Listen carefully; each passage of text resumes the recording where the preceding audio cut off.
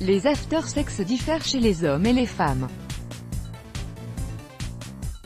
Si certains ont le réflexe de rouler sur le côté ou d'aller dormir ailleurs, comble de la goujaterie, d'autres sont avides de romance et de câlins. Faire durer ce moment de tendresse renforcerait les liens des couples et accroîtrait leur désir. Encore faut-il comprendre pourquoi les hommes s'endorment illico et trouver le moyen de les garder conscients un peu plus longtemps.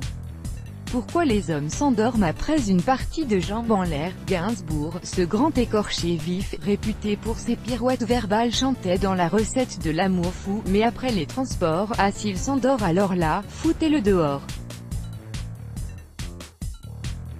N'en faites rien. Si cette manique à votre partenaire de dormir comme un bienheureux vous agace, elle ne serait pourtant pas intentionnelle.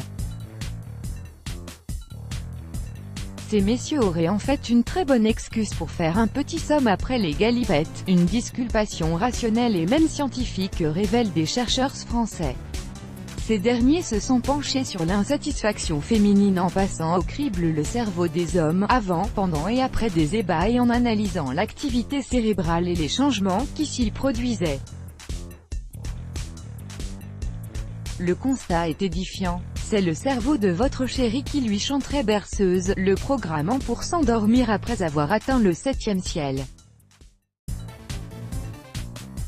C'est ce qu'établissent les scanners effectués sur des participants lors des 3 phases. Les scientifiques ont observé que le cortex cérébral, siège des fonctions cognitives, se mettait en veille pendant l'orgasme. Tandis que 2 autres régions, le cortex singulaire et l'amygdale, envoient un message au cerveau l'incitant à évacuer tout désir sexuel, en libérant de substances qui ont la particularité d'induire l'endormissement et qui ne sont autres que la sérotonine et les opioïdes. Voilà qui explique pourquoi les hommes, après les ébats, ne sont plus bouillonnants d'excitation et n'aspirent plus qu'à un peu de répit. S'il s'endort et vous susurre des mots incompréhensibles à l'oreille, c'est qu'il est tout simplement fatigué sans que cela ne vienne remettre en cause l'amour qu'il éprouve pour vous. Comment instaurer le rituel des câlins après l'amour? Même avec autant de preuves scientifiques, une femme restera peu convaincue et réclamera sa dose de câlins et de mots tendres.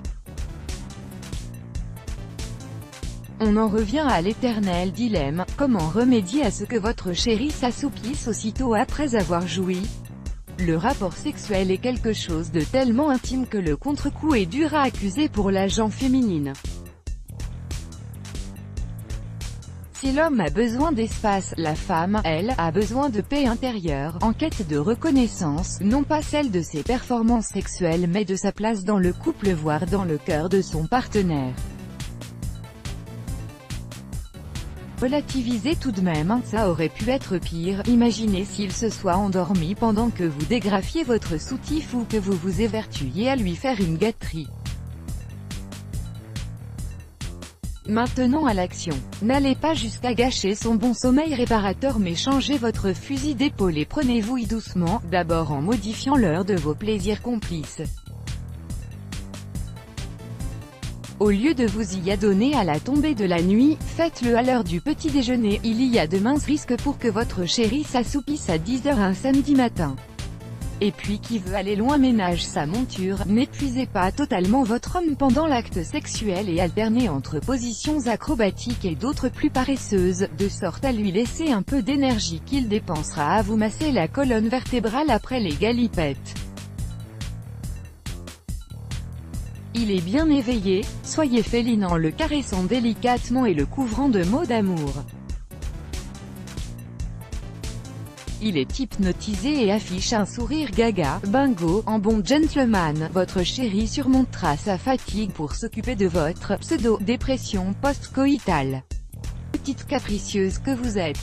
Ce n'est pas encore tout à fait gagné tant que vous n'aurez pas fait de ce moment de tendresse un rituel même en dehors des rapports sexuels. Faites introduire la douceur dans votre quotidien. Prenez à tout moment de la journée quelques minutes d'intimité et de tendresse, simplement en vous bécotant tendrement, en vous blottissant l'un contre l'autre, en vous passant un coup de fil. Et si monsieur le tir au flanc a ses raisons, sortez-lui votre argument choc. D'après une étude de l'Université de Toronto, la session de cajolerie entretient la flamme et le désir au sein du couple. Elle est comparable à un trophée qui rend les partenaires fiers et bien dans leur peau, en plus d'être amoureux comme jamais. Point. Si ça c'est pas la raison à servir, let's block ADS, why?